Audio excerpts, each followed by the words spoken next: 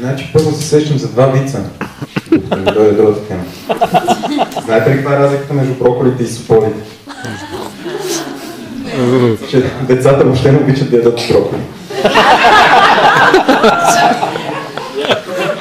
Имам две лоши новини за тебе, братле. Можеш ли да убедиш пред нас? Имам две лоши новини за тебе. Можеш ли да убедиш пред нас, братле? Гаджето ти ми изневерява.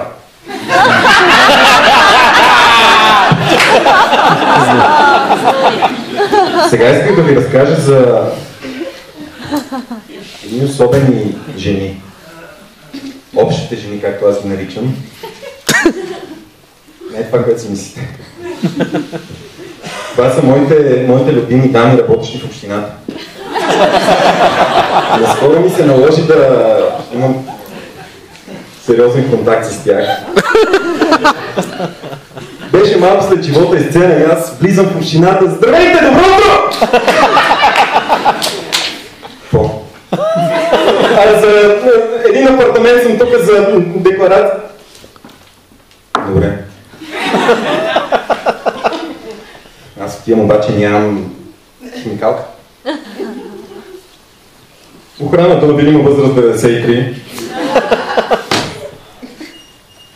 Добър ден, една химикалка може. Вънка момче е останал. Респектираме, тежко. Вънка не е останал. Първа града. Втора града, аз казвам за регистрация тук на един апартамент. Какво ми трябва? Декларация номер 14, какво ти трябва? Взимам декларация номер 14. Нещо друго.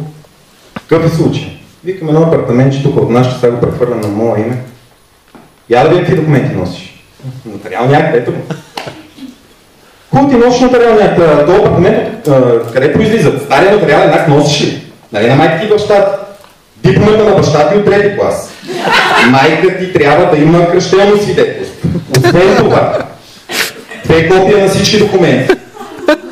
Също така трябва да намериш и кръв от девица и ногът от прилет. И трябва да се ходим при общите жени, не се минава да бъдеш.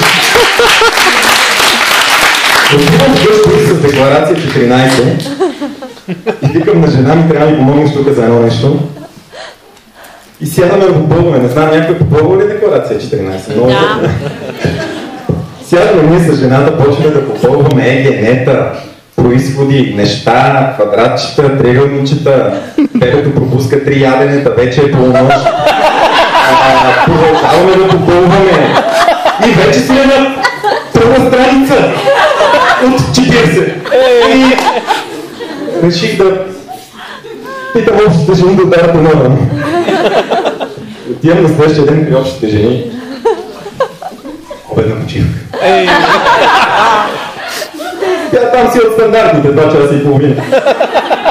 Прочета 2-3 книги, връща се жената. Обаче много интересно, защото при общите жени има 2 врати и можеш да влезеш в едната и да излезеш от другата, както и обратното. Едното е касата, другото е общите жени. И ти като седиш отвънка, няма как да видиш дали някой от касата не бъде нещо да мине пред теб. И аз тактично минавам, отварям врата. Чакайте бе, господине. И ще обедна почивка. Чакай. Това се повтори още 17-18 пъти.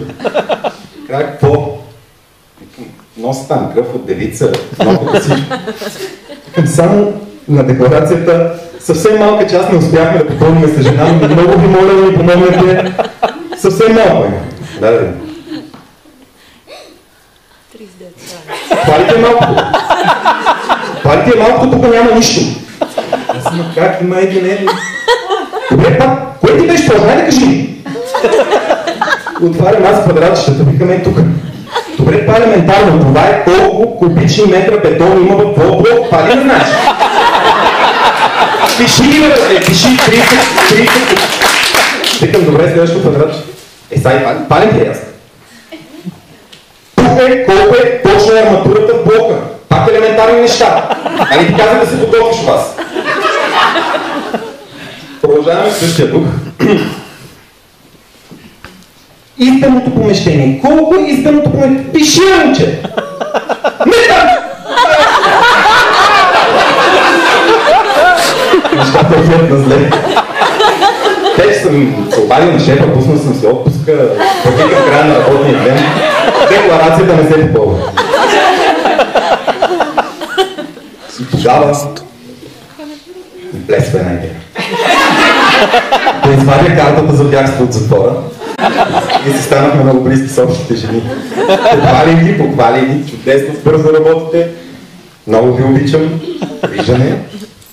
Така декларация.